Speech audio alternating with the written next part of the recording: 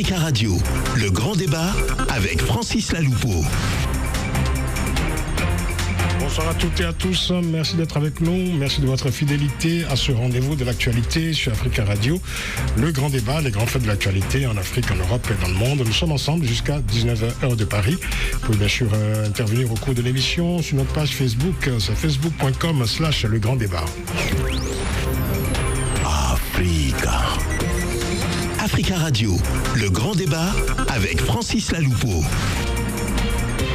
Dans le grand débat aujourd'hui, la Guinée-Conakry, l'équation de la présidentielle. La semaine dernière, la commission électorale indépendante, la CENI, a proposé la date du 18 octobre 2020 pour la tenue de la prochaine présidentielle en Guinée-Conakry. Une date soumise à la validation du chef de l'État, Alpha Condé. Et après la promulgation en avril dernier d'une nouvelle constitution encore contestée, la question est désormais de savoir quelle sera la conduite du chef de l'État sortant, soit remettre les compteurs à zéro et briguer un nouveau mandat présidentielle, ou alors se ranger à l'ancienne constitution et se retirer à l'issue du second mandat en cours. À 5 mois de l'échéance officielle de la présidentielle, faut-il craindre une intensification de la crise dite du troisième mandat en Guinée-Conakry, et quelle sera la conduite des différents acteurs politiques face à une équation électorale improbable? Nous en parlerons avec nos invités dans cette édition du Grand Débat dans quelques instants. L'émission est réalisée par Hugo Vallière. Le Grand Débat, Africa Radio.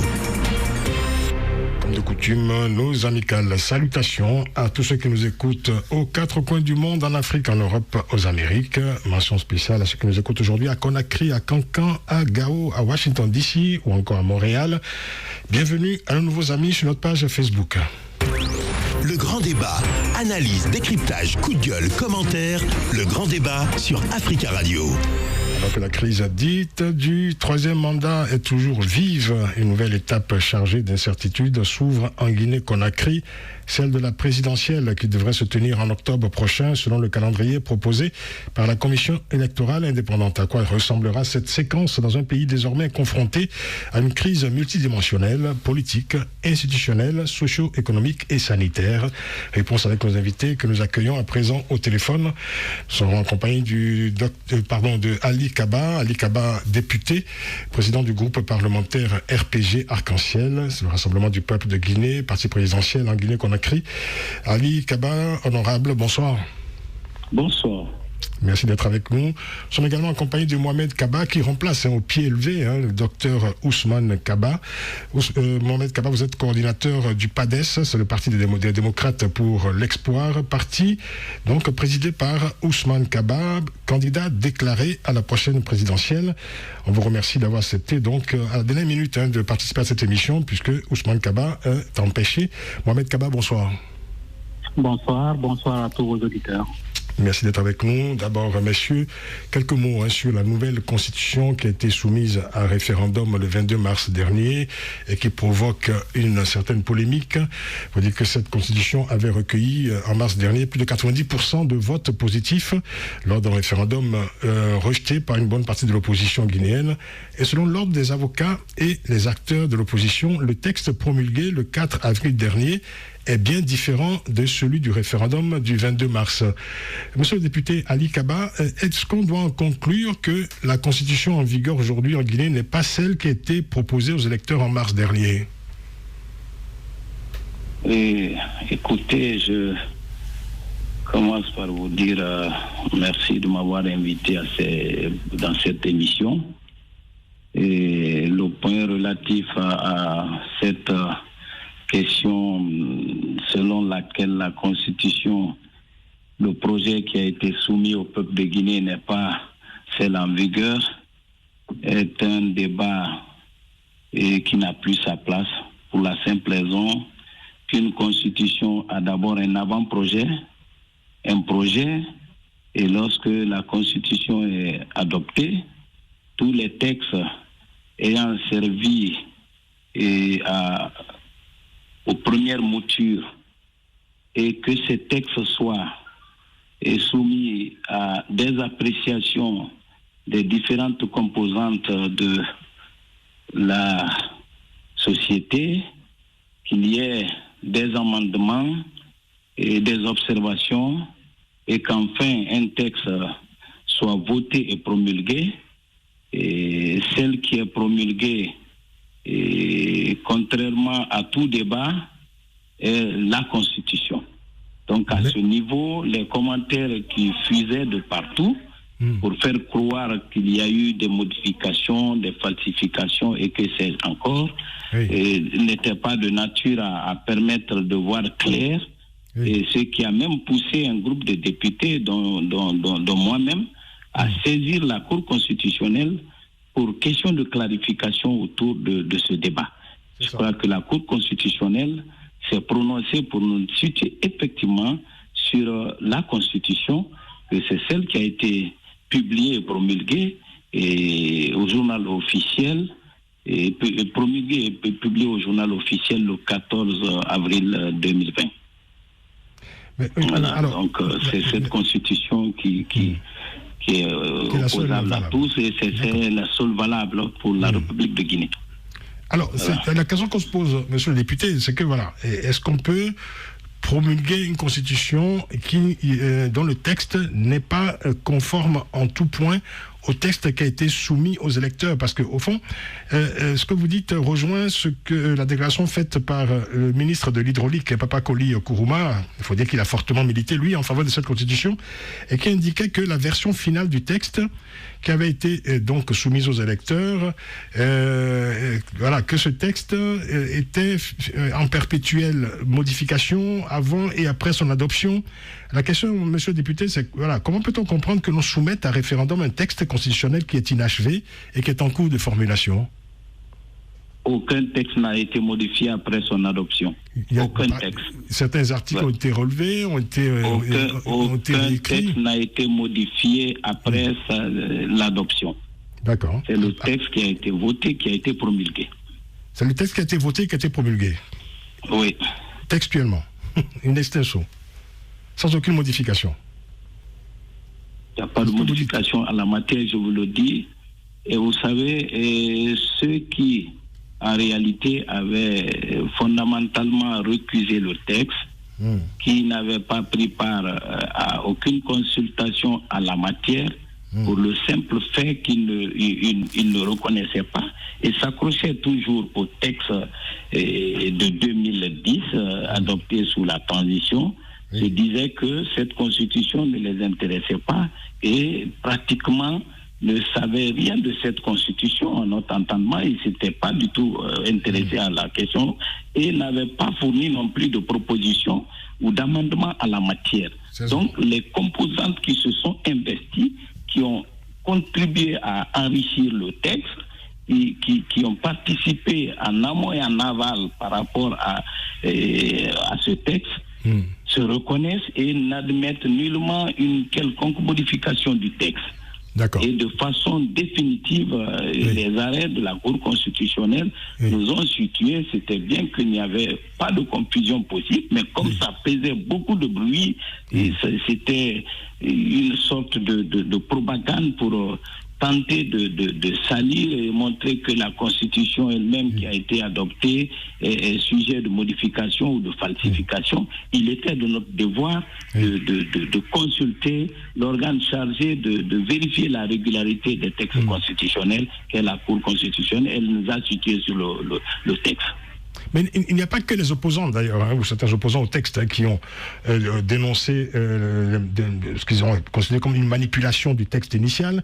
L'Ordre des avocats de Guinée-Conakry a qualifié la manœuvre de délinquance juridique. Ça n'engage que son auteur, c'est l'Ordre des avocats. C'est bien ces avocats qui ont aussi intervenu. Il y a d'autres avocats qui ne sont pas dans cette lancée. On connaît les avocats qui ont intervenu sur ce angle-là. Et leurs obédiences sont bien connues, malgré qu'ils s'abritent derrière l'ordre. Leur obédience, vous voulez dire qu'ils sont tous de l'opposition? Carrément, ils sont connus. Ceux qui ont été à l'origine et qui passaient sur les médias, leur obédience est connue, ils sont de l'opposition, eux. Vous voulez dire que leur démarche n'est pas politique, n'est pas, juridique, mais plutôt politique? Ce qui me concerne, je vous dis, et je reviens là-dessus, pour tout ce qui est juridique, tout cela avait été évacué. Et le texte en vigueur, c'est celui-là qui a été promulgué et publié.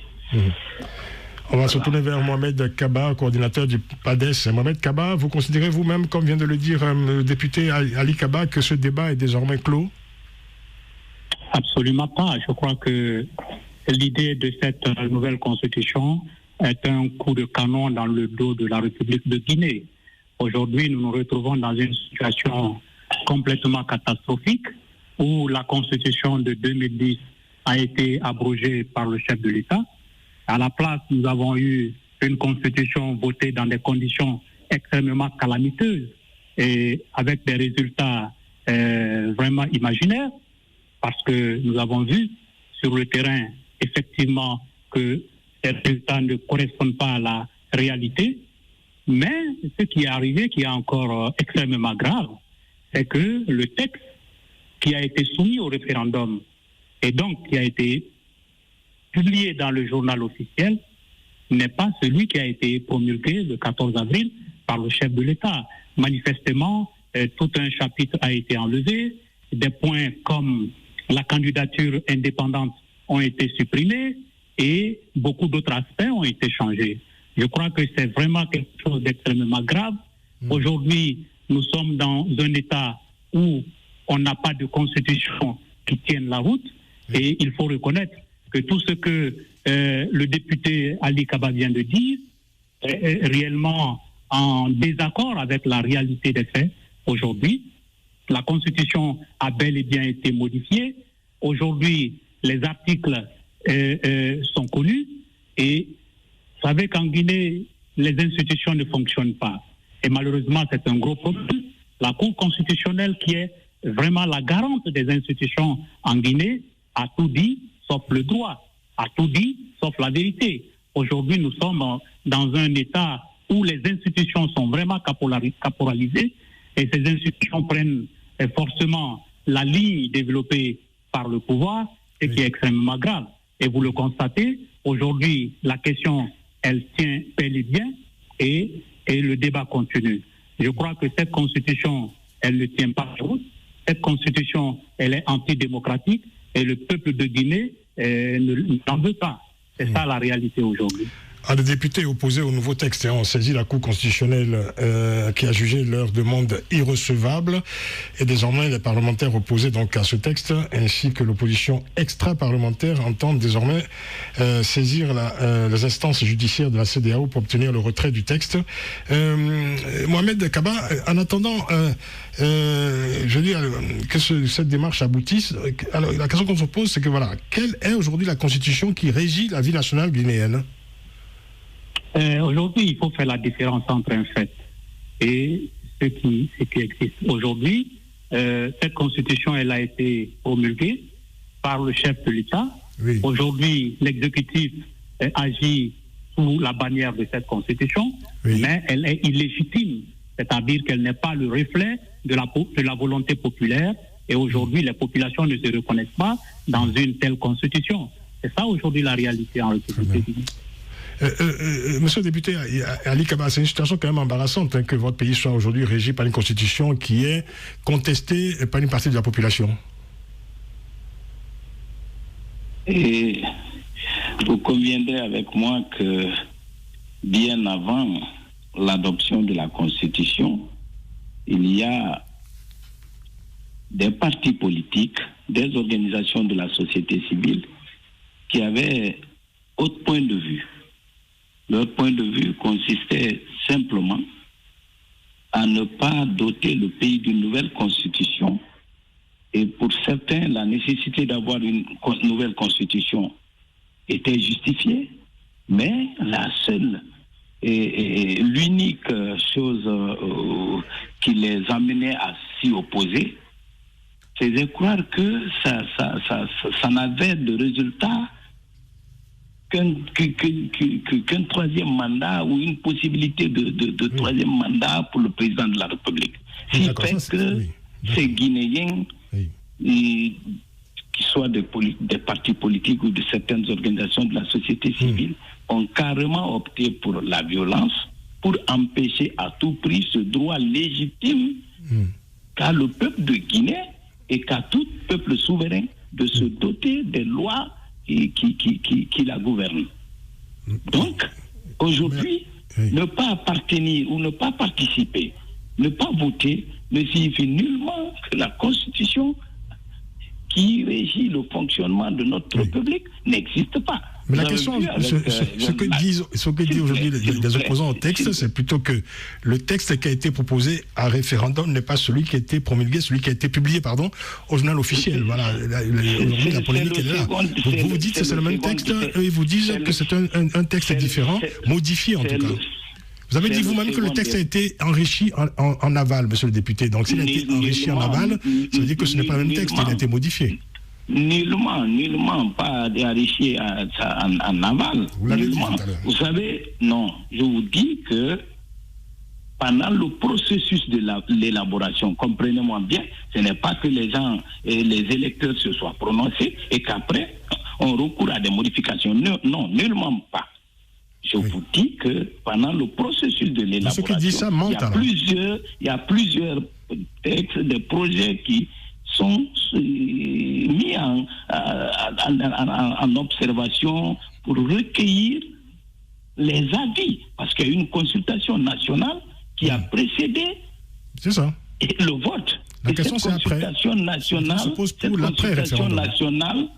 consultation nationale, c'était pour voir quels sont les sentiments, les appréhensions, les propositions des différentes couches socio-professionnelles de notre pays sur une éventuelle constitution qui devait présider aux destinées de notre pays en termes de loi majeure ou la loi mère.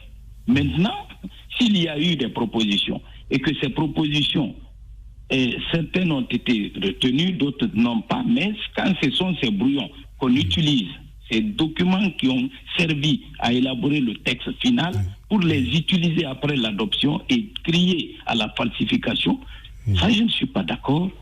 Et tenez-vous bien que la République de Guinée, souverainement, s'est dotée d'une nouvelle constitution, et en la matière, ce n'est pas qu'un certain nombre de partis ou de sociétés ou d'organisations de la société civile refusent pour le moment d'admettre que nous parlerons de vide constitutionnel pour dire que nous n'avons pas de constitution. Et vous voyez jusque maintenant, il n'y a pas de vide constitutionnel aujourd'hui en Guinée, disent encore qu'ils ne reconnaissent que la constitution de 2010. Vous voyez ça même dans les débats pour dire non, c'est cette constitution qui est là, celle du 22 mars ne tient pas, nous ne la reconnaissons pas.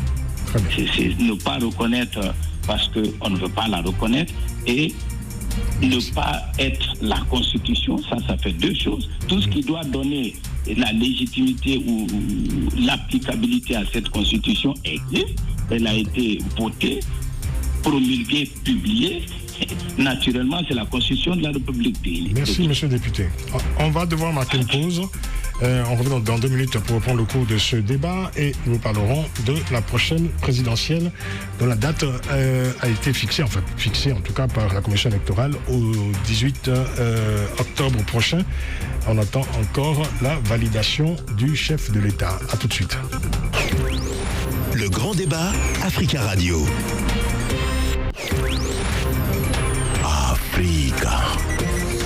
Africa Radio, le grand débat avec Francis Laloupeau.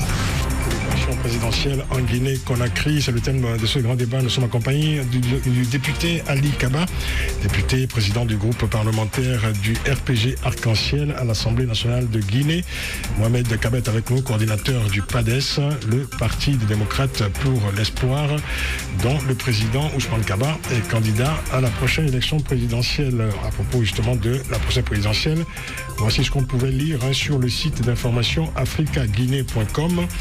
Je cite l'annonce par la commission électorale de la date du 18 octobre pour la tenue de l'élection présidentielle n'a pas ramené la sérénité entre les acteurs politiques. Au contraire, elle a réveillé les antagonismes politiques. La proposition de cette date qui intervient dans un climat tendu attise davantage les tensions politiques devenues chroniques en Guinée. Il devient de plus en plus illusoire d'espérer un compromis, voire un consensus entre Alpha Condé et ses opposants autour de la présidentielle. Fin de citation.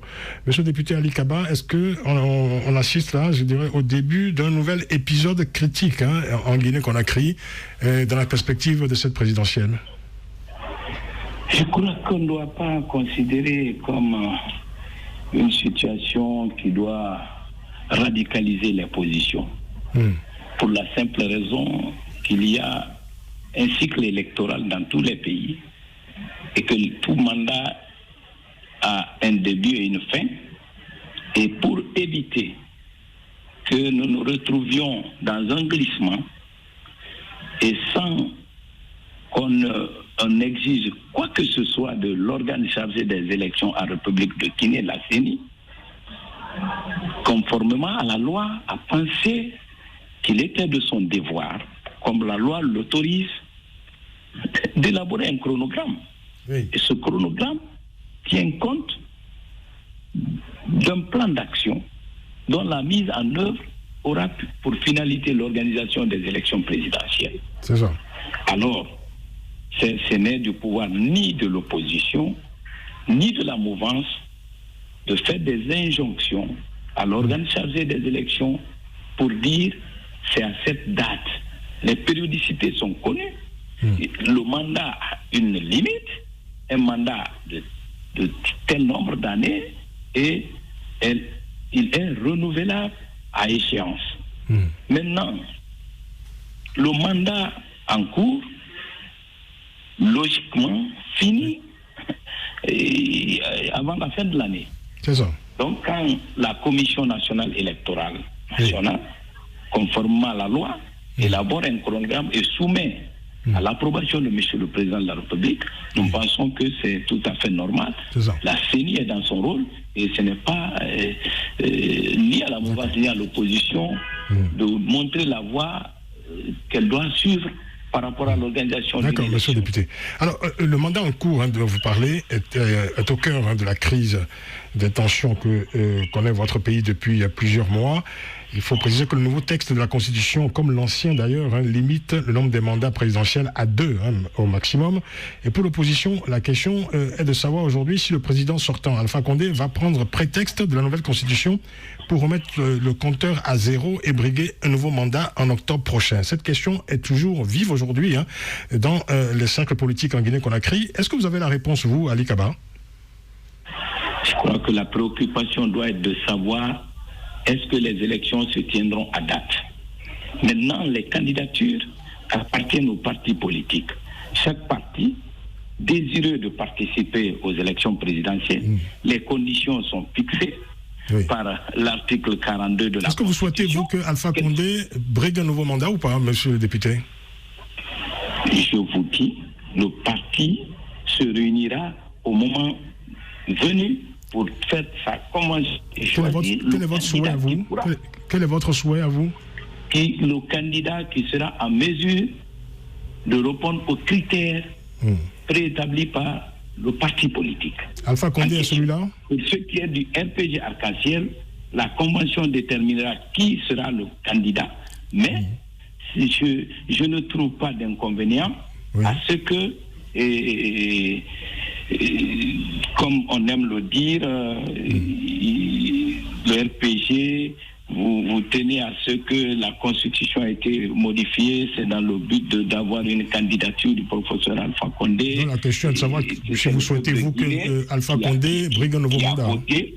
C'est le peuple de Guinée qui a voté cette Constitution. Cette Constitution permet aux Guinéens désireux d'être candidats de se porter candidat. Y compris Alpha Condé.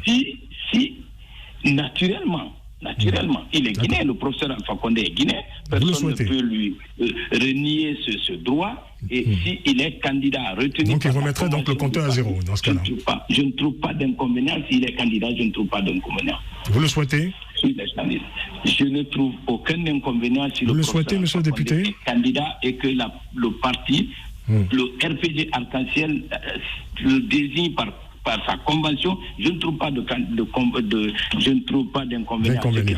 On a bien compris. Monsieur le député, je me tourne vers vous, Mohamed Kaba, coordinateur du PADES. Mohamed Kaba, alors, je voulais vous rappeler quand même, Mohamed Kaba, la déclaration qu'a faite récemment le président de votre parti, le docteur Ousmane Kaba, qui a déclaré récemment que, je cite, le PADES ira aux élections avec ou sans Alpha Condé.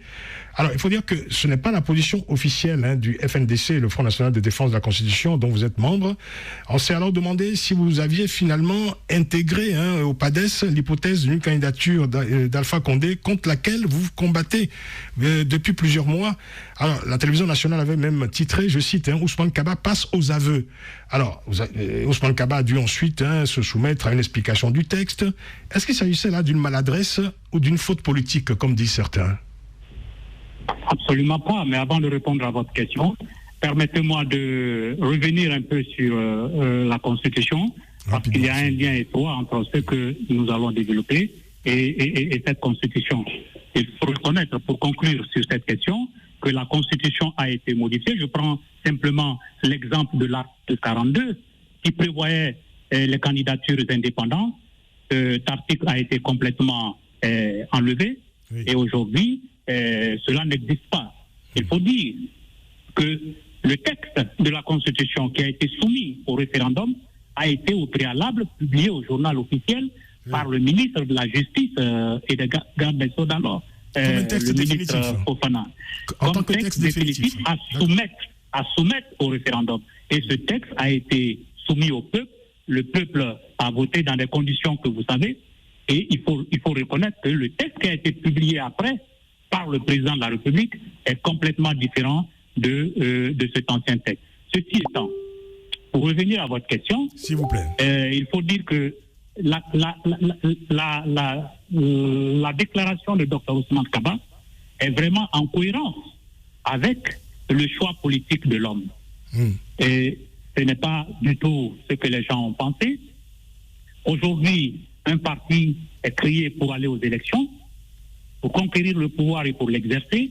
Oui. Et Dr Ousmane Kaba est l'un des fondateurs du FNDC, mouvement dans lequel il milite, mais c'est quand même le chef du PADES. Et en ce sens, le PADES s'est battu au sein du FNDC pour promouvoir, pour lutter contre la modification constitutionnelle. Oui. Mais il faut dire que le PADES a réussi avec le FNDC à décrédibiliser ce système, à vraiment... Mais le FNDC s'est battu aussi contre le troisième mandat hypothétique d'Alpha Condé. Aujourd'hui, vous dites, bon, si Alpha Condé y va, ce n'est pas grave, finalement, on y va quand même. Absolument, c'est pas que ce n'est pas grave, nous allons combattre. Nous allons nous battre. L'idéal, c'est qu'Alpha Condé... J'insiste un peu, Mohamed Kaba, j'insiste un peu, parce qu'au cas où on ne l'aurait pas compris, Dr Ousmane Kaba a expliqué en ces termes, il a dit ceci: si nous ne réussissons pas à empêcher Alpha Condé d'y aller, qu'allons-nous faire? Nous devons compétir avec lui. Fin de citation. N'est-ce pas là une manière au fond de reconnaître l'échec des combats menés jusqu'ici par le FNDC, notamment en ce qui concerne les législatives et le référendum dont vous n'avez pas pu empêcher la tenue? Non, il faut reconnaître que nous n'avons pas pu empêcher la tenue de ces deux élections. Mais il faut aussi reconnaître que nous ne voulons pas nous inscrire dans la politique de la certitude. Cette politique n'a jamais payé. Aujourd'hui, il faut être conscient que la réalité est que si le professeur Alpha Condé, nonobstant toutes les actions que nous allons mener pour l'empêcher d'aller aux élections, nonobstant toutes les actions que nous allons faire pour empêcher sa candidature, qu'est-ce que nous faisons? C'est la vraie question à laquelle il faut pouvoir répondre. Oui. Alors, c'est dans ce sens que Dr Ousmane Kaba intervient pour dire qu'il va aller aux élections avec ou sans Alpha Condé, et c'est une façon de prolonger la lutte. Y compris avec Alpha Condé dans la course, c'est ce que vous voulez dire? Absolument. Si cette candidature, éventuellement, n'est pas empêchée. Parce qu'il faut prévoir tous les scénarios. Il ne faut pas penser qu'aujourd'hui, nous sommes dans un système aussi facile. Ce n'est pas du tout facile. Et aujourd'hui, on ne peut pas changer le pouvoir tant qu'on ne l'a pas. Donc, il faut se battre pour empêcher cette candidature. Ça, c'est une réalité. Nous nous inscrivons dans cette logique, mais au cas où, il faut prévoir d'aller le battre dans les urnes, de faire en sorte que le système soit crédibilisé, de faire en sorte qu'il soit contrôlé et qu'il soit battu. Voilà la vraie réponse. Très bien. Monsieur le député Ali Kaba, le pouvoir s'est dit récemment ouvert à un dialogue avec l'opposition dans la perspective de cette présidentielle. Quels seraient aujourd'hui les termes de ce dialogue? Bon, et pour le moment, je ne pourrais pas anticiper sur l'ordre du jour du dialogue. Ce que je recommanderais, c'est de saisir cette main tendue et afin que nous nous retrouvions en Guinée autour d'une table pour discuter des problèmes guinéens, afin que nous puissions trouver la solution et aller à des élections présidentielles inclusives. Ces élections doivent être inclusives lorsque nous acceptions tous de débattre des problèmes sans tabou et de trouver les voies et moyens pour aller à ces élections, faire en sorte que l'opposition qui, je ne le souhaite pas encore, a dû tirer les leçons de cette stratégie de la chaise, la politique de la chaise vide.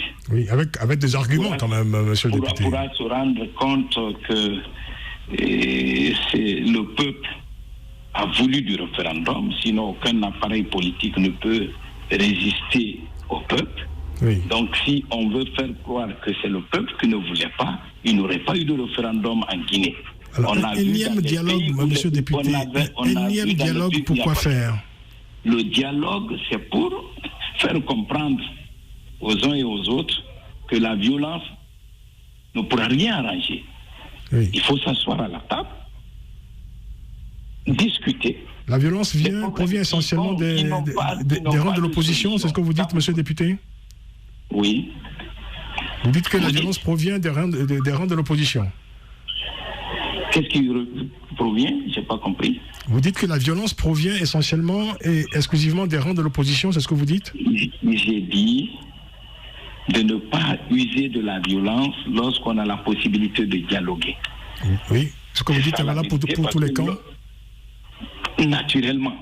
Et c'est pourquoi il y a la main tendue de la mouvance présidentielle à travers la déclaration du président. Et ça a été tout le temps comme ça. Il est arrivé un moment où on nous a même accusés pour dire que nous avons tendance à gouverner le pays par consensus en laissant de côté la loi.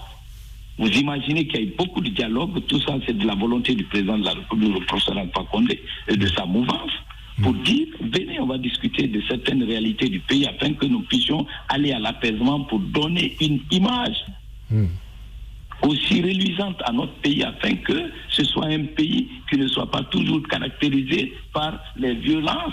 Et sur un axe que vous connaissez vous-même, on a une partie du territoire ici pour qu'il y ait la paix. Il a fallu même qu'il y ait des PA qui soient installés parce que les citoyens étaient perpétuellement persécutés. Quand on parle d'une marche pacifique, toi qui ne veux pas aller ou une ville morte, lorsqu'on te voit en train de passer, on t'empêche, ton véhicule est caillassé. Il y a eu pas mal, vous avez suivi pendant près de 3 ans, nous étions dans ce cycle de violence. C'est ce qui a prévalu également pendant cette question de référendum. Il est tout à fait alors normal de revenir à la table de dialogue, discuter et sans pour autant opposer, solliciter un dialogue avec à la clé une exclusion. Alors on demandera à Mohamed Kaba ce qu'il pense, en tout cas en tant que coordinateur du PADES, de ce dialogue. On parlera également de la position de Cellou Dalein Diallo de l'UFDG par rapport à l'égard de cette main tendue, comme vous dites, du pouvoir. Et on essaiera de comprendre à quoi pourrait servir un nouveau dialogue, un énième dialogue en Guinée-Conakry. Ne partez pas, à tout de suite. Le grand débat, Africa Radio.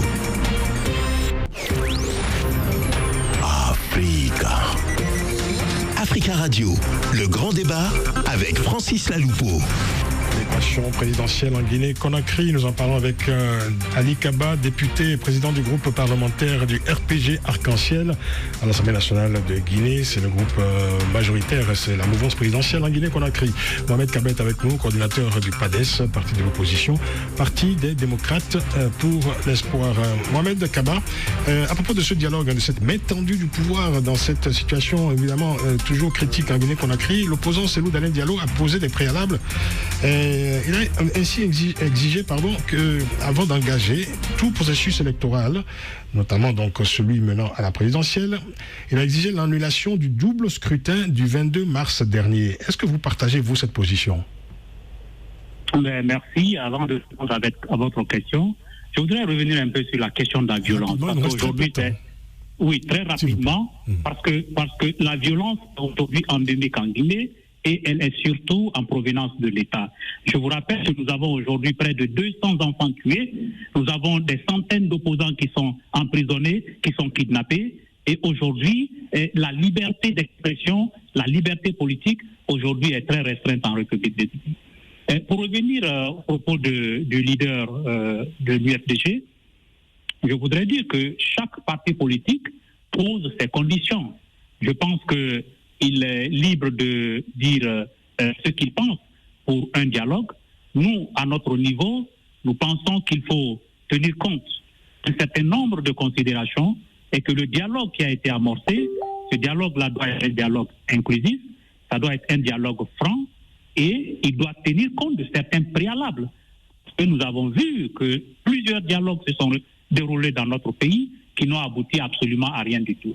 Donc on ne peut pas refuser un dialogue, mais il faut que ce dialogue soit assorti d'un certain nombre de conditions et chaque entité pose ses conditions. Je pense que je ne peux pas répondre à sa place, c'est à lui de le défendre. Est-ce que vous associez, vous, à l'exigence de celui d'Alain Diallo qui demande l'annulation du double scrutin du 22 mars dernier? C'était ça ma question. Absolument. Je pense qu'aujourd'hui, il est important de revoir cette élection parce qu'elle n'en est pas une. Aujourd'hui, ces élections se sont déroulées dans des conditions que nous connaissons. Aujourd'hui, ces élections ont été tout sauf transparentes et elles ne sont surtout pas le reflet de la volonté populaire. Donc je pense qu'il y a lieu de mettre en cause ces élections et de revenir sur un processus qui soit véritablement inclusif, qui soit véritablement transparent et qui permette aux populations de choisir leurs représentants. C'est très clair, c'est très précis. Monsieur le député Ali Kaba, je voulais quand même évoquer avec vous, avant la fin de cette émission, le sort que subissent actuellement des activistes et des membres de l'opposition qui sont toujours emprisonnés en Guinée-Conakry. Aujourd'hui, par exemple, il y a un mouvement, je veux dire, notamment sur les réseaux sociaux, qui réclame la libération de certains activistes, certains opposants comme Fonike Mengue ou encore Saïkou Yaya Diallo, qui sont toujours en prison, tous membres du FNDC, le Front National de Défense de la Constitution. Et est-ce que, je veux dire, pour décrisper la situation dans votre pays, il ne serait pas de bonne politique de libérer toutes ces personnes dont le seul tort, manifestement, est de s'être opposé au pouvoir en place? Bon, ce dernier pan pour dire que leur seul tort ne suffit largement pas du tout, votre appréciation, au-delà d'avoir une position idéologique, mais les faits sont des éléments qui contribuent largement à apprécier quel statut faut-il donner à ceux qui sont aujourd'hui en conflit avec la loi. Est-ce que c'est le fait d'être seulement en intelligence pour dire ou partager les obédiences de l'opposition avec tout ce que cela comporte maquillé dans la peau du FNDC, qui n'est autre chose que les partis politiques, mais qui ont juste cherché à colorer avec certaines organisations de la société civile pour faire passer pour la voix du peuple. Beaucoup sont là-dedans, mais ils ne sont pas arrêtés. Ceux qui sont arrêtés, il y a certainement et précisément des indices. On les reproche des choses. Ils ne sont pas arrêtés, ils sont simplement parce qu'ils sont membres. Le coordonnateur, il est là, à des moments donnés, il s'est livré à des comportements de nature à troubler l'ordre public. Il a été interpellé, après il a été relaxé. Il y a d'autres aussi. Mais jusque maintenant, ça a commencé depuis octobre, jusque maintenant. Est-ce que ce ne serait pas de bonne politique, je veux dire, que le pouvoir émette ce geste de libérer toutes ces personnes aujourd'hui pour justement décrisper le climat politique? Le dialogue pourra... On en a eu beaucoup de cas comme ça, je n'anticipe sur rien.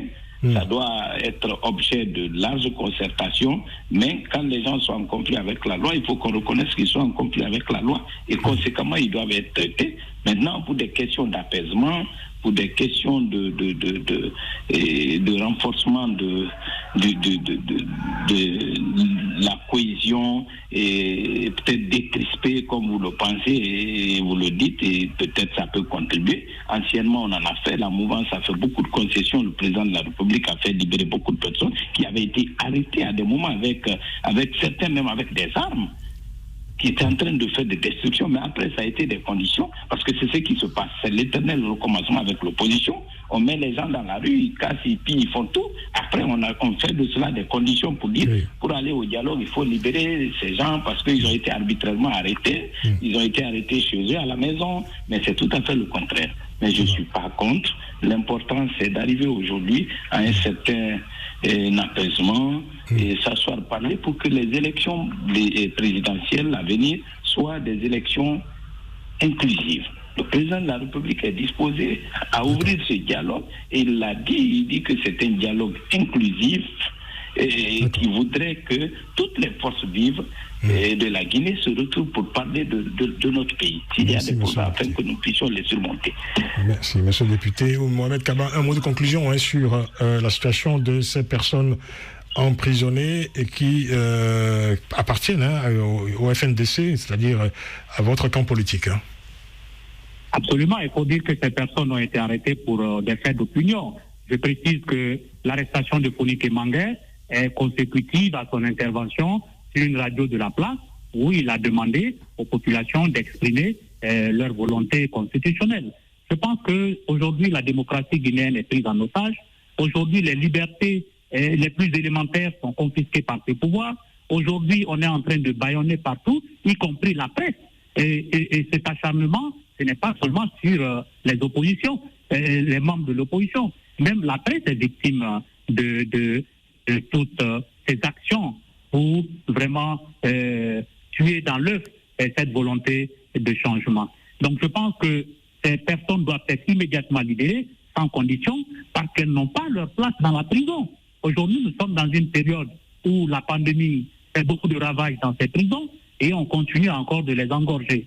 Je crois que le pouvoir n'a pas de raison valable pour les retenir. Pour vous, ce sont des prisonniers politiques, des détenus politiques. Ce sont des prisonniers politiques purement et simplement qui sont arrêtés parce qu'ils ont manifesté un avis contraire à la volonté du pouvoir en place.